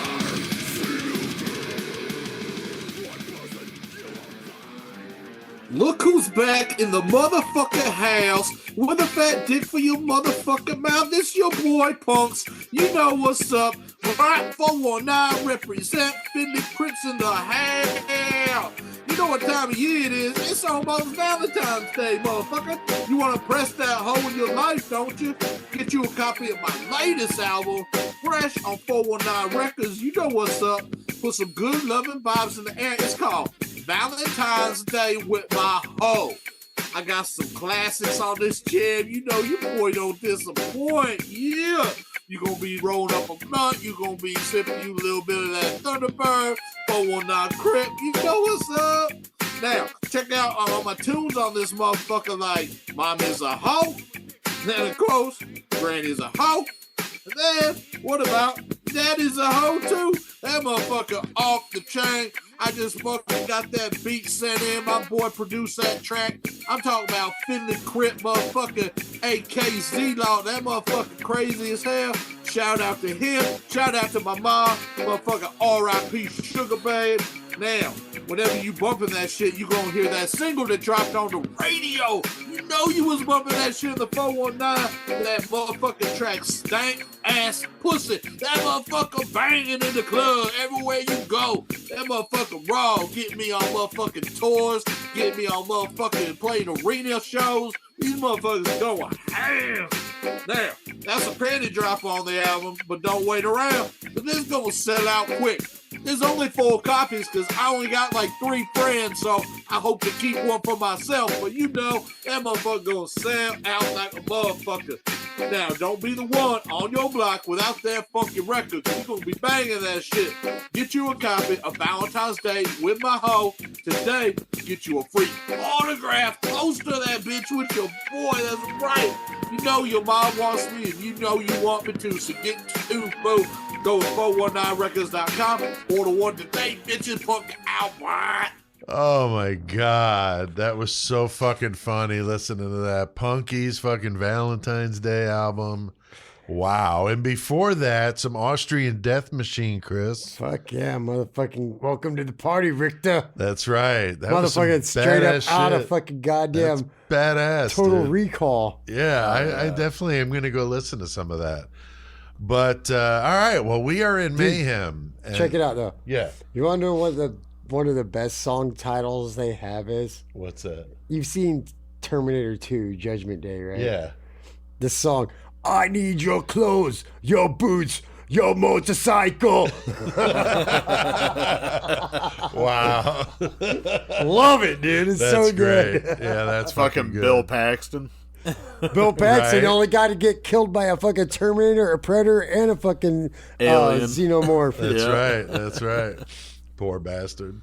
All right. Well, we are in Mayhem, and I was talking to these guys early before we started about, so I don't even know how I got on the subject of a story that I don't think I've ever told on here before, and if I have, it's been so long, I don't even fucking remember. But this is an old schooler. This is not like the kid getting dragged by the dog down the sidewalk. I have not seen the kid or the dog lately, so I don't know what's going on with that relationship with those two. But the cops were here today, knocking. I'm like, whoa. And I was like, can I help you? And he's like, yeah, did somebody call 911 from here? And I'm like, no. He's like, we got a hang up from a landline. I'm like, well, I don't have a landline. So it was the neighbor with the dog that dragged the kid down the side. So I don't know what's going on over there. Maybe funny. the kid's getting terrorized by the dog. I don't know. Okay, I'm not going to admit past judgment. I like updates. That's one of the saddest things about Joey moving to fucking Ohio, because now I don't get to hear fucking neck tattoo right. updates. So I'll try to supplement with the kid getting dragged by the dog. But my story's going back to, like I was probably 19, 20, and on my own, with the roommate. And I've mentioned this guy before, the short and curly or black and curly story. Yeah. That guy, okay? And he was just fucking completely out of control. And he was obsessed with Molson Golden beer. All right. Okay, so and in the bottles, and he would buy the case. Okay, well back then it was probably fucking $7 for a case. Yeah, and back then Connecticut was talking about doing the returns for the money. Oh yeah. So he was drinking like an insane amount of beer. Trying to make money back? Like, no, but that's not why he drank. But I'm just saying, he was drinking so much of this shit. And it was like, we lived in an efficiency apartment. So we were like starting to use it as furniture. We would like stack the cases up and like put like a tablecloth over it. It was like a makeshift card table or something. But what I'm saying is, like, we didn't have anywhere to put this shit. And I'm like, dude, like, what are you going to do with all these fucking cases of beer? And he's like, yeah, but if they do the deposits, like, I'm going to get a lot of money out of this. And I'm like, yeah, but how long is this shit going to go on for, And our apartment was very small, an efficiency apartment for 2 people. Yeah. So anyway, so I come home one day and I'm hearing, like, I'm in the hallway. So I got to go down. The first door was us, but I'm entering the hallway and I can hear like clanging of bottles and stuff like that. And he made a throne. He was off work that day, so I'm sure he was completely fucked up. Oh, he drunk and shit. Was he smoking meth? No. This sounds like a meth addict thing. He built a throne out of the cases of beer, the entire apartment. He like moved all the furniture into the corner where my bed was and filled the entire thing, like steps going up to a throne. That's a lot of fucking beer boxes, with bro. arms, I'm telling you. And he had a camera and he's like, dude, I'm like, are you fucking kidding me? Like, God damn it. Dude, this has gotten completely out of control. He's like, I know. He goes, they're now taking the deposits, but I wanted to do something with all the cases. So I built this throne, and he goes, I want you to take my picture on it, So I did. I took a couple of different pictures. God damn. I wish I had one. But yeah, because back in the day, kids, these are physical pictures. Yeah, it like just doesn't pop up on your phone. Right. And you gotta wait. So we got the pictures, and he loved them, and he blew one up to like an 8x10, and he sent it to Molson Golden, and he was just like, I just love this beer and this and that. So this was like in the summer. Right. Okay. So then it's getting to be like Christmas time, maybe couple weeks till Christmas, you know. It's all you fucking hear, people talking about it, stressing because I was broke. How the fuck I'm going to pay for these gifts? And there's a knock on the door, which was rare because you had to buzz to get in the apartment, but people managed to get in all the time. And I answer the door, and it's this delivery driver, and he's got this fucking crate that's like the size of a refrigerator. And I'm like, what the fuck is this? Is it all beer? I'm like, who's it to? And he said my roommate's name. I'm like, okay, but I didn't know what it was. So I'm like, all right. I'm like thinking, like, where the fuck am I going to put this? But by then, the cases were then routinely going, so they weren't like furniture anymore. So right. So anyway, I called him up at work, and I'm like, hey, like, you got this big, like, giant crate, you know? He's like, a crate? Like, what the hell? I'm like, I don't know, dude. I don't even have anything to open it with. Like, you're going to have to get a crowbar or something, you know? So he gets home from work, and he's fucking, like, we're just, like, totally, like, mesmerized. You're like, what the fuck is this? Of course, like, baked out, you know, like, just you've been smoking ridiculous. And shit off work, but get high first. Get these two fucking idiots trying to open this crate that's the size of a fucking refrigerator. So he opens it up, and it's all these cases of these like exotic versions of Molson. Get the fuck and a out letter, of here. and I think a gift certificate. There That's was a bunch awesome, of shit in there, man. and they were like, "Man, we love that picture. It's like up in the company, like the That's break fucking room. awesome, And dude. this is awesome, and we just wanted to say thank you as a loyal customer. Thank you for a pallet full of beer. It was amazing. Shit. There was probably 7 cases of beer in this motherfucker. And there was all this other stuff, posters, stickers. Like, he was giving this shit away. Like It was big great. ass grab bag. Yeah, just box. they threw a bunch of shit. There was popcorn in there, too, like big bags of caramel popcorn, Nice. Like hooking you jalapeno up, pop. son. Yeah, they fucking just threw shit in there, man. It was fucking amazing. That's badass. It was dude. great. So, yeah, Molson Golden fucking beer throne, Chris. How about that? That's pretty Impressive. good. I like it. Yeah. I like it, dude. Yeah. All you got to do is fucking take a picture of yourself on some beer boxes. Yeah, because the apartment would have been maybe a little bit wider than this. So, I mean, imagine this, like just the fucking throne from one end to the other. It was pretty cool, you know. All right. It's not really like that, but it made me think of this real quick. But I've got pictures of me from back then, but this is like probably 1998 or 1999. Back then, I wasn't 21 yet, but in Mattoon, we were all drinking Natty Ice. Like, that's all we drank. Word. Because you could get a fucking case for $9, like under a $10 bill, you could walk out with a case. Right, exactly. So we all drank Natty Ice, and of course it was strong too. So we get drunk and fight each other. Like, it was perfect for us. 'Cause we're idiots. Yeah. But my buddy's room, he lived in this small ass house with his mom and shit, and that's where I was crashing while I was homeless down there.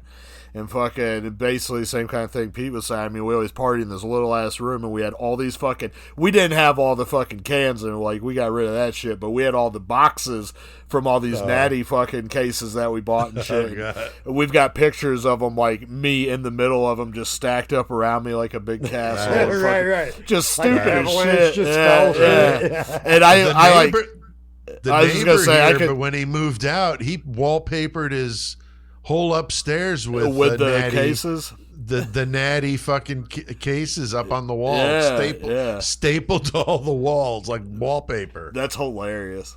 Yeah, pretty ridiculous. That's why they gutted the place when the guy that bought it had to gut it, and then it's nice now. They don't have the outside done yet, but I think the inside's done. It's nice that they turned it around. All right, well, that's some fun mayhem stories, always good. And I don't got mayhem, but I got a story. It's not mayhem, but it's sure. funny. What you got? It's full of happiness, despair. Happiness and despair. Okay. So fucking, I worked on a Saturday. I don't normally work on Saturdays, but I got to go do this. So I went into work on Saturday. I was getting a ride home from the dude I was working with, but then my daughter texted me. She's like, "Yeah, I'm gonna me and Courtney's just gonna come pick you up. We got a surprise." I was like, "All right, cool." Now, the two dudes that were there with me at work, as soon as they said that, they're like, you're going to fucking have a fucking dog when they get here, ain't you? I'm like, I better not have a fucking dog when they get here. Like, hell no, I don't want no dog. So they show up, no dog, thank God. We fucking, they're like, let's go get something to eat. So we went and got Mexican food. And they're looking at each other like, throwing stupid hints. Like, so my daughter, she's like, Dad, here's a hint. You have to look with your eyes, not your hands. I was like, oh, so we're going to the strip club. She's like, Dad, I can't do that. I'm like, I was like, all right. So then I eventually guessed what we were doing without no hints. It just popped into my head because I knew what was happening. That is like, we're going to the Reptile Expo at the Interstate Center, ain't we? And they were both like, how the fuck did you know that? Like, I just knew. So we go and we're looking around at shit. Now here's the devastation. So Lily's walking around looking at reptiles, snakes and shit. Me and Courtney are looking at some shit, and then Lily comes running up and she's like, can I have $25? I found a fucking snake that I really, really like, and it's only $25. I really want it. So Courtney goes ahead and she's like, all right, you've done chores at the house and you're still doing shit at the house. Yeah, we'll give you some money. So it gives you $30. Lily goes back to the booth where the snake was. She says, hey, I have a question. And at that exact moment, this lady was like, that snake caught my eye. I'm buying it right now. And it was the exact snake that Lily came to buy. Oh, damn. So, like, she comes back over to us. You can see the devastation in her face and shit. And it's like, all right, well, fuck. Let's go look. We went back to the same booth. There was the same morph of ball python. It's a cinnamon head pound morph. But the one she was looking at was a juvenile. So it was like a foot long, maybe, and real small. Well, they had another one, the same morph, sitting there for $50. And Courtney looked at Lily and she's like, hey, watch this. And she says to dude, like, you take $30 for that one? He said, yep. So $5 more for a snake that's a year and a half old as opposed to a few months old. But it just brightened Lily's day. It was like, that was supposed to be that way. Yeah. The look on her face when she came up was like, yeah, somebody bought it. Yeah, that sucks. Yeah, but that turned it around. Yeah, that's awesome, man. That's a nice great story. Fuck yeah. It's a happy story tonight. That is a happy story. Now, the 666 Seconds of Murder, been doing the Idaho 4 stuff. I've done some Delphi, did the Amityville fucking story with the body parts. It's pretty wild over there. I've done some interviews with the other creators. I just did one with CJ from CJ's Crime Concepts. Really good. He does all lives, but he does them every day, almost like the news, but it's about true crime. It's pretty cool. And I got that new series, True Crime Deep Cuts, that are longer videos than the 666 seconds, but I'm doing both. And so, yeah, everything's been going really well with all that stuff. So go down and check out that YouTube channel link down below if you want to do that. But before that, Chris, we got a killer cage match to get to, guys. This is where we get a list of 100 killers, 100 objects for them to fight with, a variable in the cage, and a song cranking out while they kill each other. And we got some listeners, Chris, I want to say thank you to. Yes, once again, tonight we have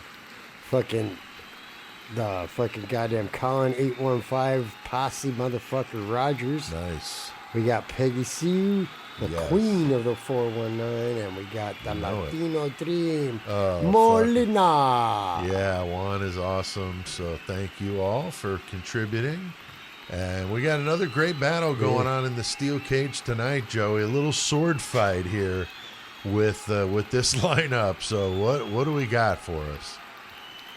We got Peter Curtin, who's out looking for blood. Nice, and the crowd is really getting lively here. So this is a good one here. And we got Peter Woodcock, who's out looking for children. So that's right. Peter versus Peter. That's right. So yeah, a lot of penis references here in this story. This is just one of those. And I think it's just so funny because the odds are just, they pick the numbers and that's what they are. And it's kind of fun when I do it because it's like, wow, that's a crazy matchup. And this was one. And Chris, they got a couple of objects to fight with. What are they doing? They got themselves a flathead screwdriver. Yeah, that could be nasty. Is that what you call it? Like, you know how you get this Shirley Temple for your kid? Is a flathead screwdriver like the same thing, but without the vodka? I don't know. Could be, I guess. I'm just curious. And then they also have a foot-long vibrator. Oh, boy. Gonna get it in. We don't have enough dick in this story. Got to have the foot-long vibrator. Oh, so. And the variable helps a lot. Yeah. Joey, what about the variable in this one? Mr. Leahy from Trailer Park Boys status, and that's after he drank a quart of rye whiskey. Oh, boy. Got Leahy falling in the pool with the blue fucking vodka and getting all hammered. And the song playing is Beat It by Michael Jackson on our 666,000 watt custom made Bose stereo. And yeah, this should be interesting, Chris. What do you think here? We got Peter Curtin and Peter Woodcock fighting with a flathead screwdriver and a foot-long vibrator with Mr. Leahy after drinking a quart of rye roaming around the cage. How do we start? Woodcock, dude, he's fucking... I'm going old school Trailer Park Boys. Because they're in the park in this cage, and he's fucking looking at Trinity when she was young. And he's like, yep, about to kill that kid. So fucking Leahy's just looking around like, no, you can't kill Trinity, whatever. So motherfucking Peter Curtin, he's like, I just want to drink blood. Now Leahy, he just like sees that big ass fucking dildo in the middle of the thing, and he's like, ooh, what can I do with this? Yeah. So he goes up to Woodcock. He's like, you guys like cock? Peter, Woodcock, Peter, y'all like dick? I like dick too. So they start kicking Leahy's ass. Leahy's like, well, fuck this shit. I'm going to get my boy. And he's all wasted. He's like, Julian, come help me. If I could come help me. So Julian and Leahy and Ricky's there. They're like, wait, these guys trying to fuck up the park? And Ricky's like, and he's looking at my daughter? Go fuck this bullshit up. So Leahy, fucking Ricky, Julian, they're running back. They're going to fucking kick fucking Peter Woodcock's ass. Meanwhile, fucking goddamn Curtin, he's over on the back. He's like, I don't care if you kill them. I just want to drink their blood. I don't kill anybody tonight. Not tonight. So then there's that foot-long dildo. This fucking Julian, or not Julian, Leahy's like, Leahy says, oh, I'm going to get Julian with this tonight. Didn't work out.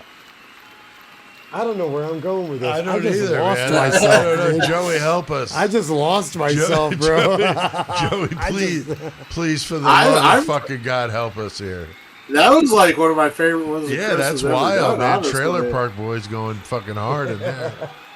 It was basically an episode of the Trailer Park Boys. That's all right. Where do we pick up, Joey? I lost, bro. Pick up the story here, dude. What's going on? Whenever how I'll tell it. So you got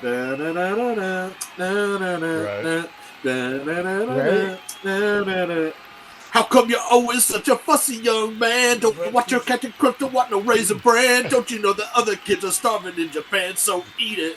Just eat it. Because Weird Al takes over my fucking playlist. So unfortunately, Michael Jackson got bumped with a Weird Al. That's great. But anyway, so that's jamming on the fucking stereo and fucking Leahy. I mean, this motherfucker, all he wants to do is just blow some cock or drink some more fucking booze.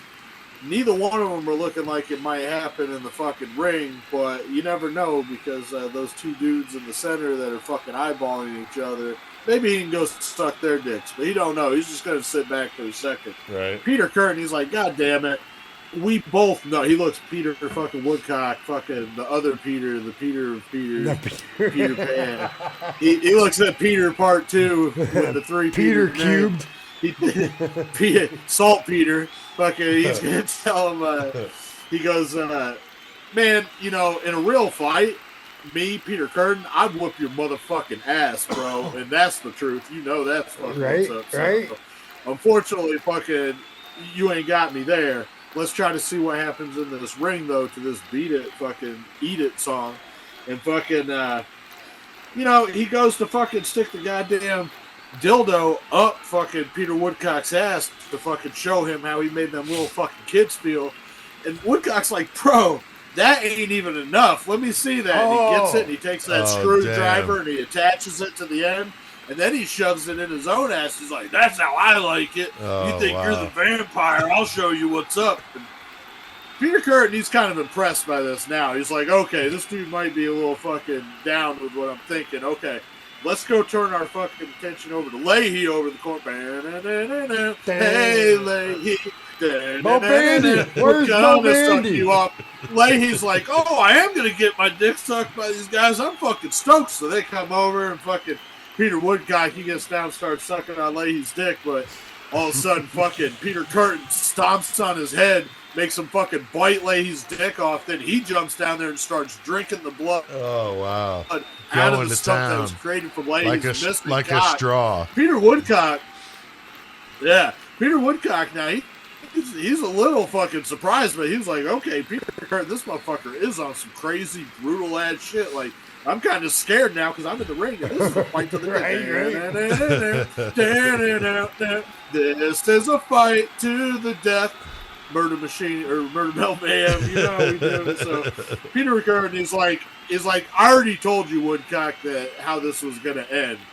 You used the weapons that were in the ring and you didn't use them to your advantage to attack me. Instead, you shoved them up your ass like some kind of fucking weirdo. So he just starts fucking pummeling, beating the fuck out of Peter Woodcock with his fists and biting him and fucking going into a crazy frenzy, Miami salt fucking bath salt style, and fucking just destroys this dude, drinks every bit of blood out of the ring from Leahy and from fucking Peter Woodcock. Peter Curtin wins. Down and out. Nice. Thank you for covering for me, dude, because I lost myself, man. That's all right. I loved it. I thought that great. was the No, it's shit. great. I That's like what that makes one. this shit so funny, and the listeners love that shit, so it's great. All right.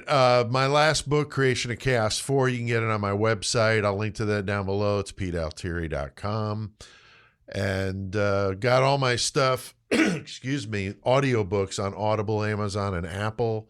You can also get them from my website. That's cheaper to do it that way. So go get it. Go get it. And I send a poster and a bookmark out with each copy, and I sign every one of them. So if you want to buy a physical book, I've got those. I've got one Kindle on Amazon, but that's... You know you all got libraries. We got one. Yeah, we need one.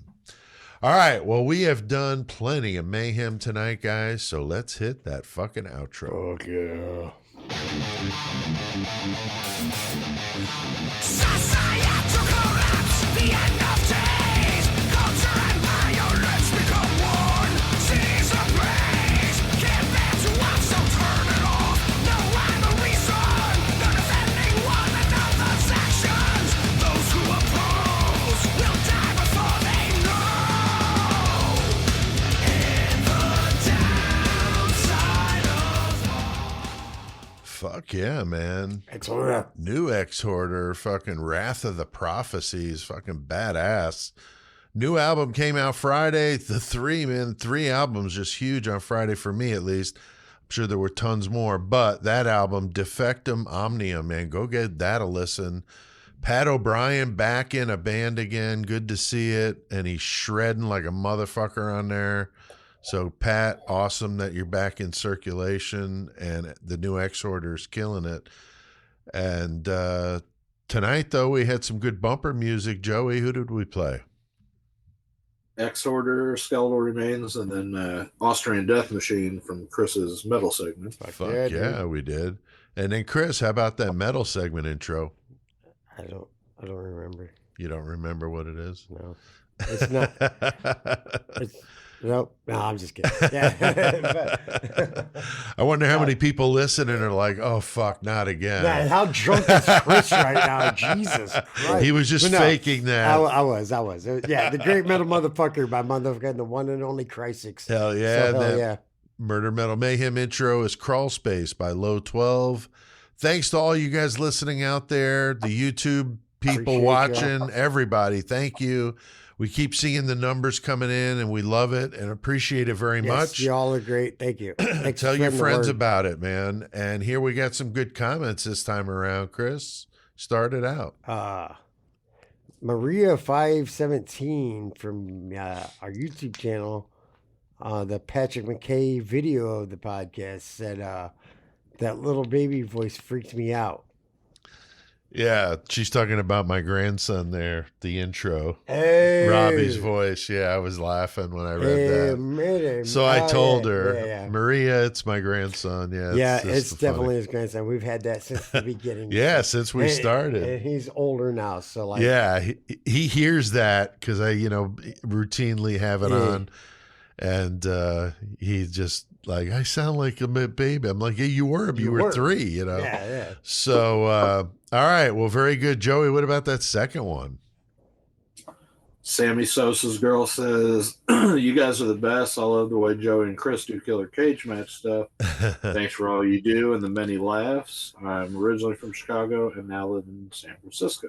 Nice. Go to a schizo show, Sammy Sorry Sosa's about girl. my killer cage match tonight. That's all right. Sammy Sosa's girl. Yeah, that was fun. All right. And then this one, it took me a second, but easy for me to say, but all spelled out like letters and numbers. Commented on the YouTube channel on the False Confessions video of the podcast. Love the channel and the panel on this video. Interesting analysis and discussion. So interesting. That's fucking cool. Thanks, Easy. Yeah. Easy E. We got Judas Kiss Me Too. Okay. Says, I've been jamming that new Mortar Skull after you guys talked about him last week.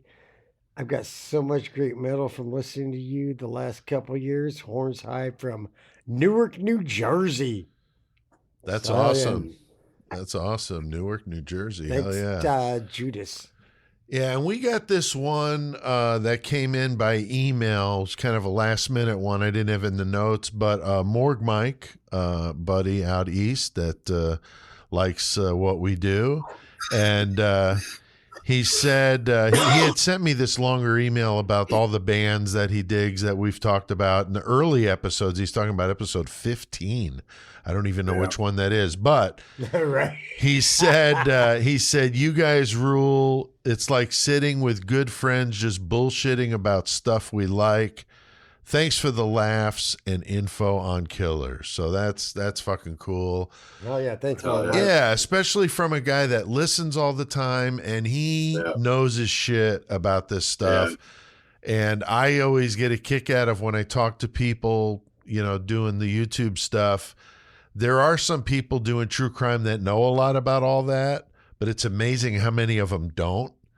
And I've been getting a kick out of the people with the masks trying to figure out who's who. And I'm like, some of them are harder to tell, especially with the lights and stuff. But, some of them I've put up there. I'm like, come on, you can't figure that one out, So I enjoy doing that.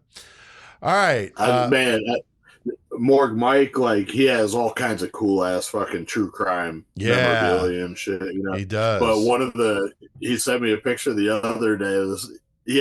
They're 2 signs, but they're from Todd Colehepper from the North Carolina case. Right. You know what I'm talking about. Yeah, oh yeah. But he's got one that just says for sale, and that one's pretty cool. They came from one of his residents, or the fucking, because he's a realtor. Yeah, that's but right. the other one's an actual sign that says his name on it with his phone number and all that shit. And he's got it mounted up.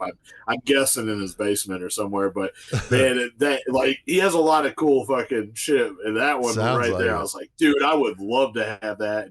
He actually, I forgot. That's a good case for us to do. The guy, he had the girls locked up in those metal containers. Yeah. Yeah, but that we had would be those shirts made with the Gacy fucking business card. And actually, he got one of those too. They made one for him too whenever they did ours. Oh, and nice. I forgot about that. So he has that shirt too. So I brought up how I would love to come across an authentic Gacy fucking business card. And we were talking about how that's like a holy grail of fucking, true crime collecting right there. Right. But he was like, oh, yeah, I still wear that shirt probably once a week. I was like, fuck, I forgot you had that motherfucker too, man. I still wear it, dude. Me and Michael actually just wore that fucking shirt the same day to work last week, dude. I shit you not, dude. That's hilarious. Me and Michael both had the Gacy card shirt on on the same motherfucking day. Like, are you fucking awesome. serious right now? Yeah, and Mort Mike even went and got his own fucking 666 Club shirt made, man. That's fucking cool. So sent us that picture. Yeah, he's just a huge listener, and we appreciate that very much. All right, murdermetalmayhem.com. You can go there. Got the store. We got that Hysterical, Distasteful, and Stupid Volume 1. You can get it digitally for $6.66, and then Joey's got some physical copies coming, and they're going to be very limited. So we'll let you know when they're here, and we'll tell you what the deal is and how you can get a copy because they'll be gone fast. Joey's distro. Joey, anything before we go that you wanted to mention about any of Goremonger or distro stuff? I mean, all the Goremonger stuff's still available. So hit me up if anybody wants that. But as far as anything new coming out of the distro, that's the Murder Metal Mayhem distro we were just talking about. Cool. Gang. You can like us on our Facebook group, follow us on Twitter. We got the YouTube channels, both Metal and the Murder. So there's two different ones. We even have an Instagram and a TikTok, but have done nothing with either, but we have them. It's just haven't done anything with them yet. It's just there's so much shit going on. It's hard to do it all. Lots and lots. So yeah, a lot of shit happening, and that's a good problem to have, and I'm not complaining at all. But we just appreciate you guys, for what you do, and that you guys listen every week, because it's fucking cool to get that feedback from you guys in the comments, and we love reading them, and it makes it just a lot of fun to get that interaction going on. Yes, it is. The 666 Club, I'll link to that too. $3 a month if you want to do that. Patreon, try to help us out. I know we're weak, but we love it. Thank you. And we can't let him go without hearing a karaoke tune. So this is a little blast from my past. So crank it up. And until next time, keep one foot in the gutter. Keep one foot wrapped around the fucking kitchen knife and the other one packed on your luggage as you walk. This one's for you, Michael, because I know how much you love this shit, brother.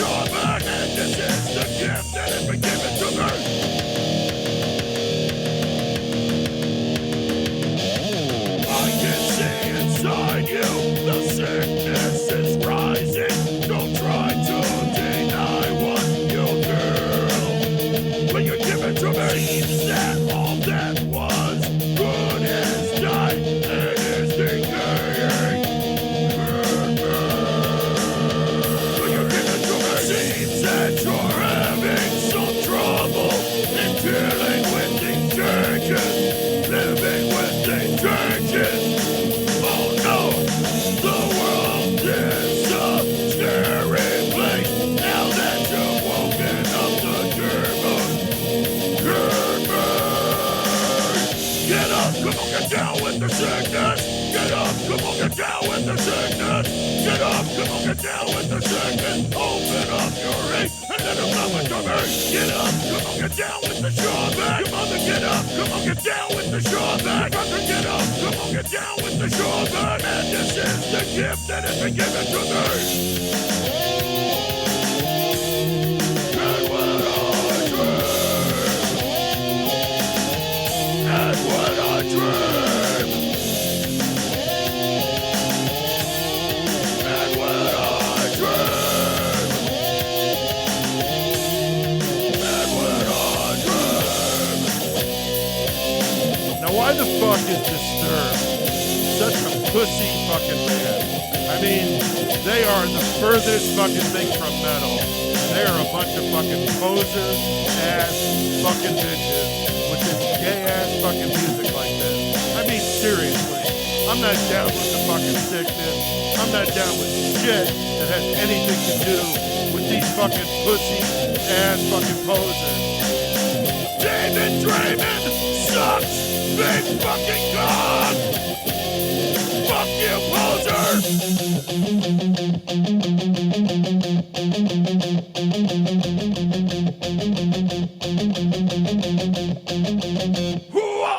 Get up, come on, get down with the sickness. Get up, come on, get down with the sickness. Get up, come on, get down with the sickness. Open up your ring and let them know what you mean. Get up, come on, get down with the Chardonnay. Mother, get up, come on, get down with the Chardonnay. Your brother, get up, come on, get down with the Chardonnay. And this house out, come on, me. Mother, man.